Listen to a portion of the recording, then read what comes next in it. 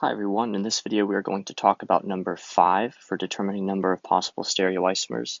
This is kind of a funky situation here that is good to know.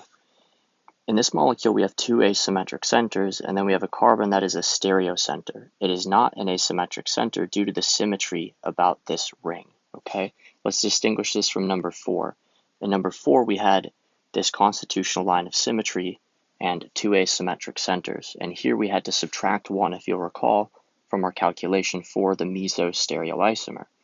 In this situation, you do not have to subtract 1 from meso. The answer is 4.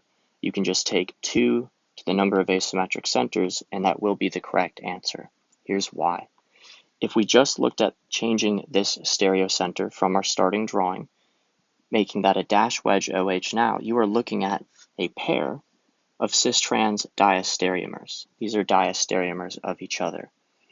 If from our starting structure here, you were to now just imagine manipulating the wedges to the bromines. Let's now look at this one. Here I've changed that wedge to a dash. We have gone from what was in our starting material, the RS stereoisomer to the SS stereoisomer. If you then changed each of those respective wedges, we would then make the RR enantiomer of that compound. These compounds are enantiomers, okay? Now, I don't, after I go to the chiral forms, the RR or the SS forms, right, I don't need to then think about this stereocenter.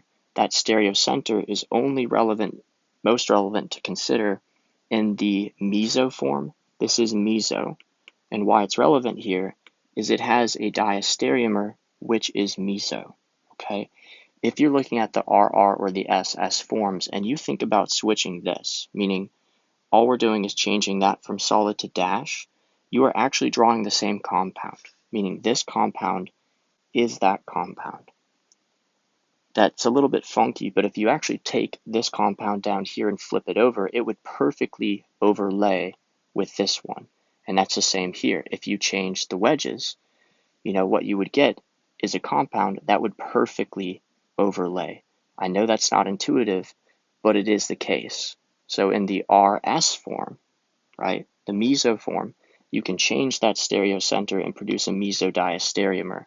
But how we can then think about stereoisomerism from the RR or SS is just by changing the configurations, okay?